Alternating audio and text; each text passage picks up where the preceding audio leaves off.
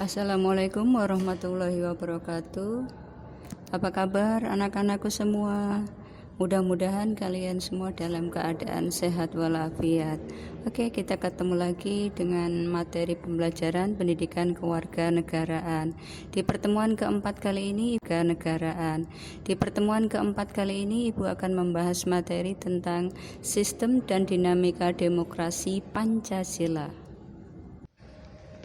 Pada bagian ini, kalian akan diajak untuk mendalami materi tentang sistem dan dinamika demokrasi di Indonesia. Setelah Anda mempelajari materi ini, diharapkan kalian mampu merasakan manfaat pelaksanaan demokratisasi di negara kita. Mendengar kata demokrasi, Anda tentunya akan berpikir, siapa sih Abraham Lincoln?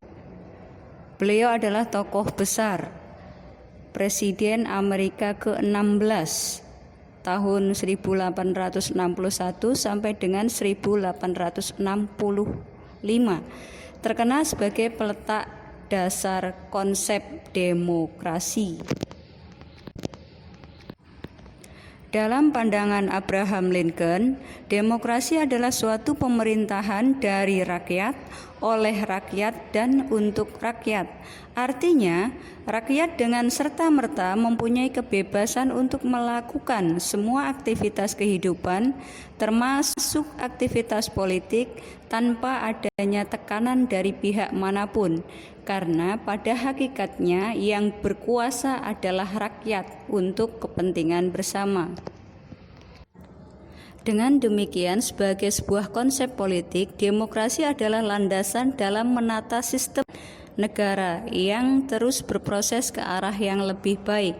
Dalam proses tersebut, rakyat diberi peran penting dalam menentukan atau memutuskan berbagai hal yang menyangkut kehidupan bersama sebagai sebuah bangsa dan negara.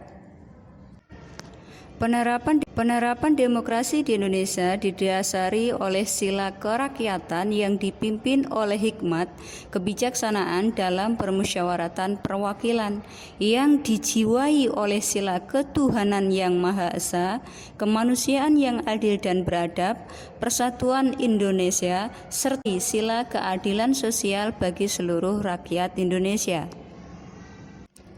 Kata demokrasi berasal dari dua kata dalam bahasa Yunani, yaitu demos yang berarti rakyat dan kratos atau kratein yang berarti pemerintahan, sehingga demokrasi dapat diartikan sebagai pemerintahan rakyat. Berikut ini dipaparkan beberapa macam bentuk demokrasi. Yang pertama, demokrasi berdasarkan titik berat perhatiannya terbagi menjadi tiga. Yang pertama, demokrasi formal, yaitu suatu demokrasi yang menjunjung tinggi persamaan dalam bidang politik tanpa disertai upaya untuk mengurangi atau menghilangkan kesenjangan dalam bidang ekonomi. Yang kedua, demokrasi material, demokrasi yang dititik beratkan pada upaya menghilangkan perbedaan dalam bidang ekonomi, sedangkan persamaan dalam bidang politik kurang diperhatikan, bahkan kadang-kadang dihilangkan. Yang ketiga, demokrasi gabungan, yaitu bentuk demokrasi yang mengambil kebaikan serta membuang keburukan dari bentuk demokrasi formal dan material. Bentuk demokrasi ini dianut oleh negara-negara non-blok.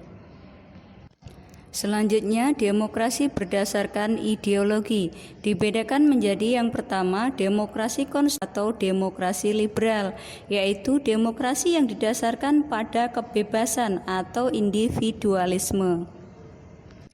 Yang kedua, demokrasi rakyat atau demokrasi proletar, yaitu demokrasi yang didasarkan pada paham Marxisme dan komunisme.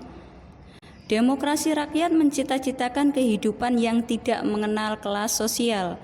Manusia dibebaskan dari keterkaitan kepada kepemilikan pribadi tanpa ada penindasan serta paksaan.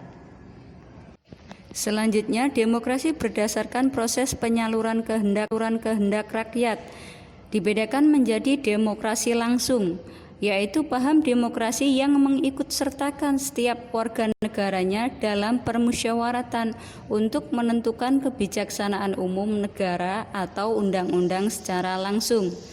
Yang kedua, demokrasi tidak langsung, yaitu paham demokrasi yang dilaksanakan melalui sistem perwakilan.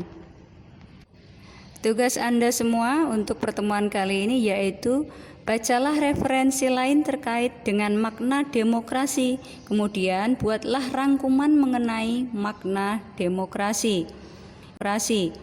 Ibu rasa cukup untuk pertemuan kali ini, dilanjut lagi untuk pertemuan yang akan datang. Terima kasih.